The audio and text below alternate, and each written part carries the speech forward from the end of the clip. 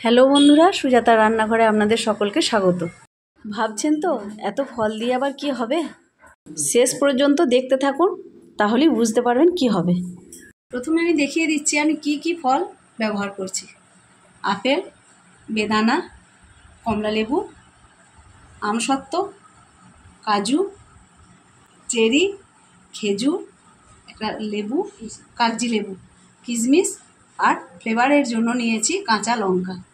আমি আর একটা জিনিস ব্যবহার করছি, এই যে কাঁচা আম।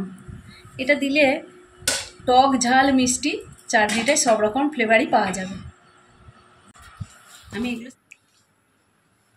এই যে ফলগুলো আমি এইভাবে সব কেটে নিয়েছি, আর আঙুরটা তখন আমার দেখানো হয়নি। এই যে সবুজ আঙুর আমি এরকম করে করে কেটে নিয়েছি। এখন আমি একটা ভাজা মশলা করে নেব। দিয়ে দেব 5 ফোড়ন, শুকনো লঙ্কা আর অল্প একটু জিরে।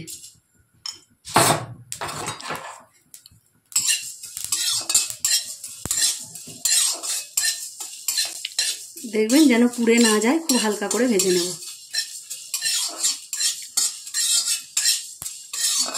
ভাজা হয়ে গেছে, এখন এটা আমি একটা থালায় ঢেলে রেখে দেব।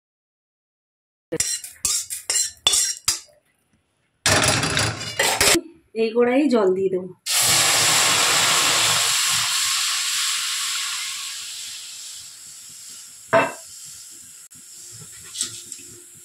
এখন দিয়ে দেবো 2টো তেজপাতা। এখন দিয়ে দেব বীজ ছাড়ানো খেজুর, দিয়ে দেব আমসত্ত্ব,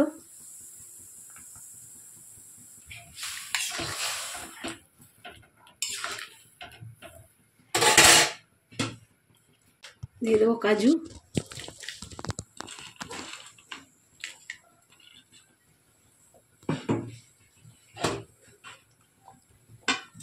কাঁচা আম,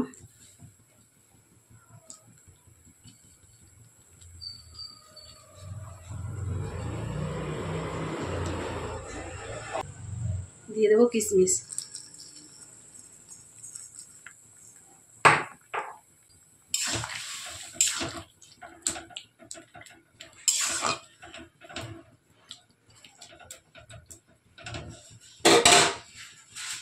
দিয়ে দেবো লবণ। এখন ঢাকা দিয়ে দেব।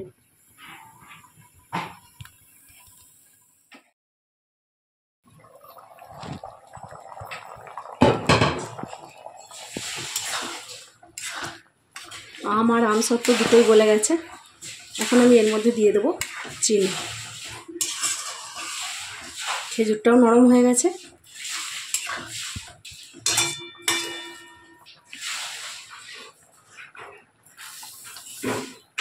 যেহেতু আমার কাঁচা আম আছে, সেজন্য আমি আর একটু চিনি ব্যবহার করব।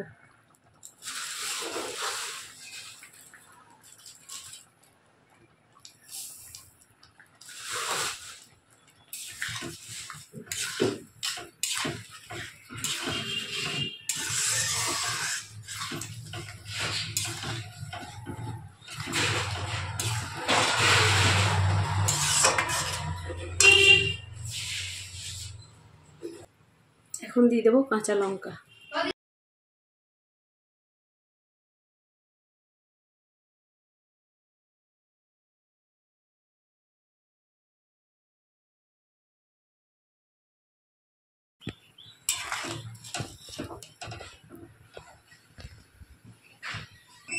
ফলটা কিন্তু আমি এখন দেব না, ফলটা এই রসটা রেডি হয়ে যাক, তারপর ঠান্ডা হলে ফলগুলো আমি দেব।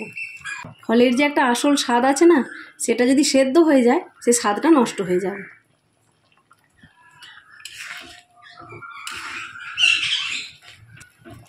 এখন আমি অফ করে দেব। তারপর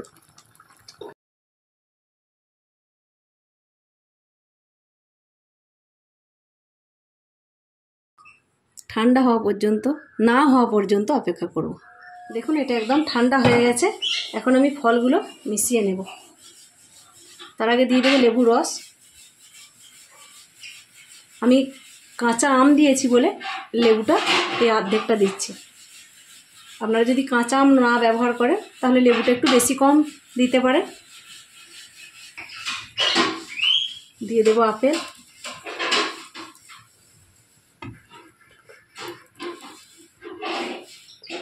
আঙ্গুর, আমসত্ত্ব,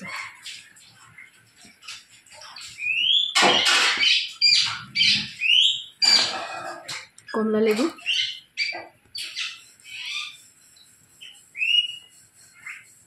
চেরি,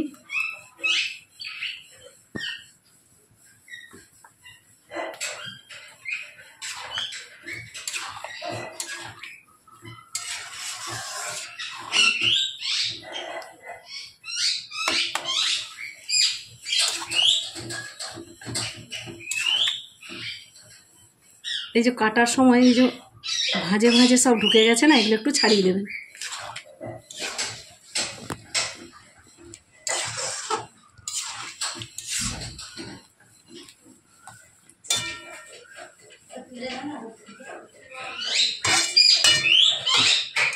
সবশেষে দিয়ে দেবো আনারদানা।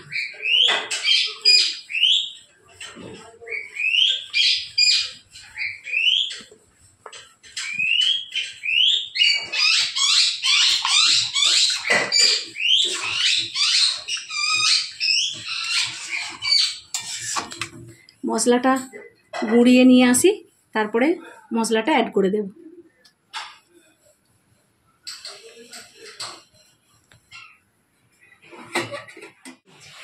এখন আমি দিয়ে দেবো সেই ভাজা মশলাটা।